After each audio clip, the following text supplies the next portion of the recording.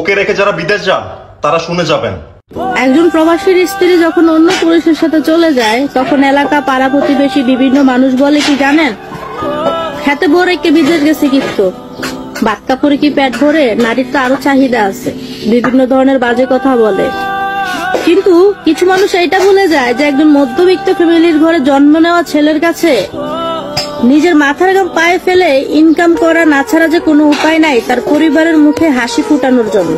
সে কষ্টটা কেউ বুঝে না, বিভিন্ন ধরনের উল্টাপাল্টা কথা বলে। শারীরিক চাহিদা যদি একজন মানুষের সবকিছু হয় তাহলে আমার মনে হয় সে সংসার জীবন না করে অন্য সাইডে চলে যাক। অন্য সাইড কোনটা সেটা নিশ্চয়ই বুঝতে পারছেন, ওই সাইডে পুরুষের অভাব হয় না।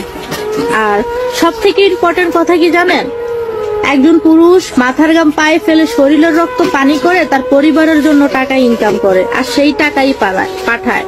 একজন প্রবাসী রাতের পর রাত অর্ঘুমা থেকে নিজের রান্না বান্না করে নিজে খেয়ে অসুস্থ থাকার পরেও পরিবার ফোন দিলে বলে পুরো টেনশন করবেন না, আমি ভালো আছি, আমার কিচ্ছু হয় নাই, আমি অনেক ভালো আছি, আল্লাহ অনেক ভালো রাখছে। তবুও কিছু মানুষ বলবে যে বিদেশ যারা বউ রেখে যায় তারা কেন যায়, উল্টাপাল্টা প্রবাসীদেরকে নিয়ে কথা বলে।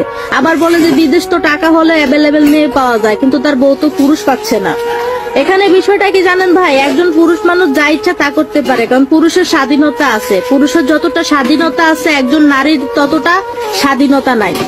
এখন হয়তো আমার উপর অনেক আপুরে খেতে যাবে, তবে আমি সব আপুদের উদ্দেশ্যে কথাটা বলতেছি না। তবে হ্যাঁ, এখনো কিছু কিছু প্রবাসীর বউ আছে।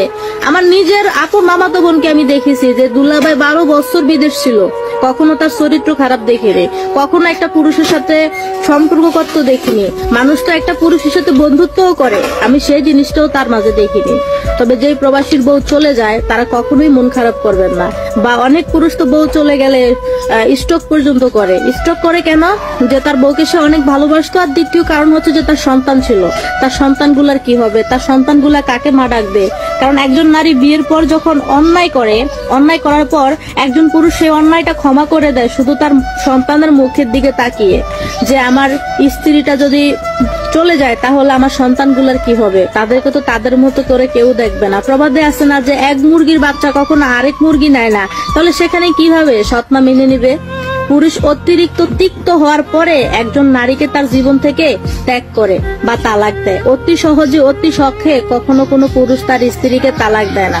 তবে আপনার স্ত্রী যদি আপনার টাকা পয়সা সয় সম্পত্তি সব নষ্ট করে ফেলে, আপনি ভেঙে পড়বেন না, কারণ তার বিচার আল্লাহই করবে। কারণ আল্লাহ কখনো কাউকে ছেড়ে দেয় না, বিচার একদিন না একদিন ঠিকই করে। একজন প্রবাসী নিজের মাথার ঘাম পায়ে ফেলে নিজের শরীরের রক্ত পানি করে পরিবারকে ভালো রাখে।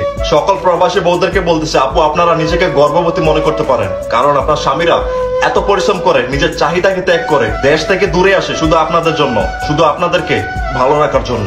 দিন শেষে সেই প্রবাসীরা যদি এই খারাপ কথাগুলো শুনে, এই কটু কথাগুলো শুনে নিজের বউকে নিয়ে, তখন একজন প্রবাসী হিসেবে খুব বেশি কষ্ট লাগে। আজকে অভাবে স্বভাব নষ্ট বলে নিজের বউকে রেখে, নিজের ছেলে সন্তানদেরকে রেখে দূর প্রবাসে থাকতে হয়। কেউ ইচ্ছে করে নিজের বউ বাচ্চাকে রেখে প্রবাসে থাকে না।